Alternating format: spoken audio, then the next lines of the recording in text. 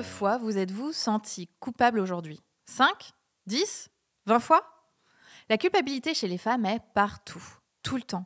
Si bien qu'il est difficile d'imaginer une vie sans cette petite voix intérieure qui vous rappelle que ce n'était pas assez, que c'était trop, que ce n'était pas comme il faut. Imaginez un instant de ne plus vous blâmer le matin, le midi et le soir pour ce que vous percevez comme des manquements, mais plutôt incarner une leader confiante, assurée et sereine. C'est possible et je vais vous expliquer comment. Suivez-moi. Bienvenue sur Femmes Ambitieuses, le premier podcast sur le leadership pensé par une femme et pour les femmes. Je suis Jenny Chamas, chef d'entreprise et master coach certifié. Ma mission ici est de vous aider à vivre une carrière sans barrière, avec des outils pour affirmer votre leadership, gagner en confiance, en performance et en bien-être. Pas à pas, nous contribuons, vous et moi, à un monde de l'entreprise et une société plus paritaire. Et avant de s'attaquer à l'épisode du jour, j'ai un message à vous faire passer. Bonjour mes chers leaders. Combien de fois, par jour ou par semaine, vous sentez-vous coupable de quelque chose ? Coupable de ne pas avoir fait ci ou ça ? Coupable de ne pas avoir assez travaillé par rapport à votre collègue, votre associé ou votre collaborateur ? Coupable d'avoir priorisé votre travail plutôt que votre famille ? Ou l'inverse ? Coupable d'avoir agi d'une certaine façon qui ne correspond pas à la norme que vous vous êtes arbitrairement fixée ? Coupable parce que quelqu'un proche de vous se sent mal, comme si c'était votre faute. La culpabilité des femmes est partout. Partout, partout, partout, même dans les interstices invisibles de votre inconscient. Récemment, je me suis plongée dans le sujet à titre personnel et j'ai réalisé que, malgré tout le travail que j'avais fait sur moi ces dernières années, la culpabilité restait un sujet. Et j'observe dans mon entourage que cette culpabilité est partout chez les femmes. Il y a le mom guilt, la culpabilité des mamans. Il y a la culpabilité de ne pas être une bonne partenaire. La culpabilité de ne pas être assez performante dans le travail ou de ne pas en faire assez ou d'en déléguer trop ou de ne pas être assez efficace. Alors, d'où vient cette culpabilité ? Eh bien, je vous le donne en mille. De notre éducation et de notre socialisation de gentilles petites filles sages qui aident à la maison, qui est bonne élève et qui doit faire en sorte que tout le monde soit content. C'est un héritage très culpabilisant, même si évidemment ce n'est pas voulu comme tel à la base.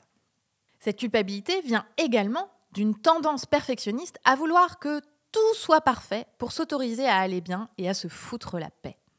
Personnellement, je ne compte plus les fois où je me suis auto-flagellée parce que j'avais l'impression de ne pas être une bonne mère, une bonne partenaire, une bonne manager. Ça m'a souvent privée de sommeil, m'a aussi rendu certaines journées assez déprimantes quand je n'avais pas assez de raisons objectives pour être déprimée. C'est vraiment complètement arbitraire. Mais ce que je veux vous dire ici, c'est que la culpabilité n'est pas une fatalité et c'est ce dont je voudrais vous parler aujourd'hui pour avancer sur le sujet. J'ai décomposé pour vous une méthode pour conscientiser cette culpabilité, l'accueillir et la questionner. J'ai identifié 5 étapes majeures pour désamorcer cette culpabilité. Alors, il est certain qu'en se faisant coacher, comme dans le programme Leaders Ambitieuses, c'est beaucoup plus facile car on peut aller en profondeur sur sa culpabilité et la regarder sous tous les angles pour la désamorcer. C'est ce qu'on fait vraiment pas à pas dans le programme Leaders Ambitieuses. Mais ces 5 étapes sont quand même très utiles, notamment quand vous êtes seul et que vous devez faire face. La première étape, c'est de reconnaître. C'est une étape qui n'a l'air de rien, mais je suis fascinée de voir que nous avons tendance à maquiller la culpabilité par bien d'autres choses. C'est tellement inconfortable de se sentir coupable que pour fuir cet inconfort, peut-être vous mettez-vous en action. Vous faites beaucoup de choses. Vous mettez en place des stratégies d'évitement de l'inconfort. C'est par exemple retravailler le soir parce que vous vous sentez coupable d'être rentré tôt.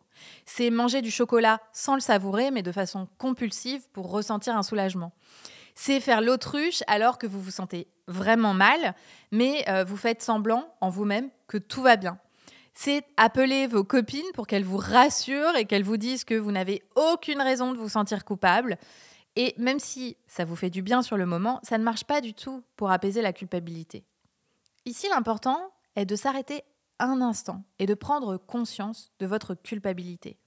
Quand vous vous sentez coupable, pourquoi est-ce que vous vous sentez coupable ? quelles sont vos stratégies d'évitement? Après cette première étape, on passe à la deuxième, qui est accueillir. Une émotion, comme la culpabilité, est une sensation dans le corps qui finit par passer si on accepte qu'elle soit là et si on la reconnaît. Pour l'accueillir, il suffit de prendre conscience que vous ressentez de la culpabilité, de la nommer dans votre tête et de respirer à travers elle, tout simplement. Acceptez la sensation d'inconfort qu'elle provoque dans votre corps et respirez profondément. L'accueil peut être très très rapide. 1 minute tout simplement en reconnaissant votre expérience physique de la culpabilité. Et en vous demandant, ok, où est-ce qu'elle se manifeste dans le corps? Est-ce que c'est dans mon cœur, dans mon thorax? Est-ce que c'est dans mes jambes, dans mes bras? Est-ce que c'est dans ma tête? Et vraiment se focaliser sur les sensations physiques et accepter qu'elles soient là. Troisième étape, c'est évaluer. Une fois que vous avez conscience de votre culpabilité, vous pouvez l'évaluer grâce à des questions et une observation curieuse et sans jugement. À quoi me sert cette culpabilité? Ici, vous avez 2 options. Elle vous sert à vous signaler que vous n'êtes pas aligné avec vos valeurs. C'est une culpabilité utile. Par exemple, vous avez crié sur vos enfants pour la énième fois cette semaine, alors que pour vous, c'est important de communiquer dans le calme. Cette culpabilité peut vous aider à identifier une situation qui ne vous convient pas et quelque part, elle vous fait un appel du pied pour travailler sur la gestion de votre colère et de votre communication. Mais l'autre option, c'est une culpabilité qui ne vous sert à rien d'autre qu'à vous sentir mal. C'est une culpabilité inutile, stérile. Par exemple, vous êtes parti plus tôt que vos collègues du travail et vous vous sentez coupable. Cette culpabilité est stérile car vous n'aviez pas besoin de rester plus tard et que vous aviez prévu d'avoir un moment pour vous. Donc, une fois que vous avez reconnu à quoi vous sert cette culpabilité, est-ce qu'elle est utile ou est-ce qu'elle est stérile, eh bien, on passe à la 4e étape. La 4e étape, c'est décider. Cette étape permet la libération de la culpabilité. C'est l'étape où vous prenez les manettes et vous cessez de vous faire balader par votre cerveau en mode pilote automatique. Vous décidez. Vous décidez de vous mettre en action pour être plus aligné avec vos valeurs, si la culpabilité vous indique quelque chose que vous voulez changer. Ou alors, vous décidez de lâcher prise sur la culpabilité, de la laisser sur le bas-côté. Vous décidez d'accepter que parfois, sortir de sa zone de confort vous fait vous sentir coupable sans que ce soit logique ou justifié. Vous décidez de reconnaître que c'est OK de ressentir de l'inconfort, mais que vous n'avez pas à vous sentir coupable.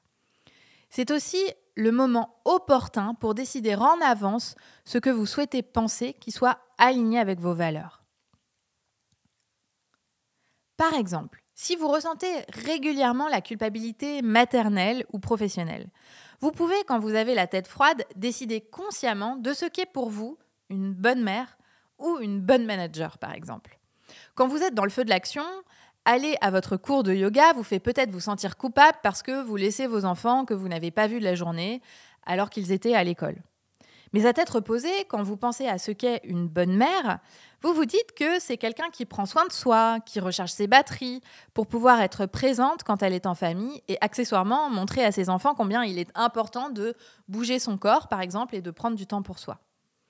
Donc, vous pouvez ici mettre pause sur le podcast et vous demander, selon votre sujet majeur de culpabilisation, qu'est-ce qu'une bonne manager ou qu'est-ce qu'une bonne professionnelle ou qu'est-ce qu'une bonne mère ou une bonne sœur ou une bonne fille ou une bonne partenaire. Bref, choisissez ici le sujet qui pour vous a de l'importance et de façon très consciente et intentionnelle et dénuée de toute émotion, eh bien faire le point.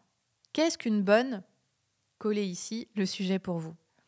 Et notez cela dans un carnet, là où vous pouvez y revenir quand vous serez en pic de culpabilité. Enfin, 5e et dernière étape, c'est répéter. Répétez le processus autant de fois que nécessaire. La culpabilité, quand c'est un mode d'être, ne s'en va pas du jour au lendemain. Vous devez entraîner votre cerveau et votre corps et ça demande de la répétition à chaque fois que vous ressentez de la culpabilité. Donc, je vous rappelle le processus en 5 étapes. Première étape, reconnaître. 2e étape, accueillir. 3e étape, évaluer. 4e étape, décider. Et 5e étape, répéter. À force d'observation et d'accompagnement de nombreuses femmes dans le programme Leaders Ambitieuses, il est fort probable que 80% de la culpabilité que vous ressentez soit stérile. Notre héritage de femmes veut que nous cochions tellement de cases que c'est impossible à satisfaire et que naturellement la culpabilité refait surface à chaque fois qu'on n'a pas l'impression de cocher la case. Notez bien que personne, mais absolument personne, n'est capable de cocher toutes les cases et on s'évertue pourtant à croire que c'est possible. Alors mes chers leaders, prenez le taureau par les cornes et libérez-vous de cette culpabilité. Imaginez le monde qui s'ouvre à vous à partir du moment où la culpabilité ne prend plus autant de place. Imaginez la liberté d'être qui vous voulez être sans devoir répondre aux injonctions. La liberté d'incarner la leader que vous voulez. Et c'est précisément cette liberté qu'on travaille en profondeur dans le programme Leaders Ambitieuses où vous reprenez pleinement les manettes de votre expérience. Et chaque caillou dans votre chaussure, comme par exemple cette culpabilité, est une occasion de vous faire coacher pour dénouer les situations qui vous pèsent et pour vous en libérer. Et croyez-moi, quand vous mettez la culpabilité stérile à distance, non seulement vous gagnez en apaisement et en sérénité, mais aussi vous êtes une leader beaucoup plus épanouie et beaucoup plus inspirante. Vous osez vous exprimer, vous osez décider, vous osez vous tromper et le reconnaître et rebondir pour réussir. Alors en avant toutes! L'épisode vous a plu ? Pour me soutenir, parlez-en autour de vous et laissez un avis 5 étoiles. Sachez que nous proposons plusieurs formations avec différents formats à destination des particuliers comme des entreprises. Retrouvez toutes les informations sur notre site jennychamas.com et venez discuter avec nous sur Instagram et LinkedIn.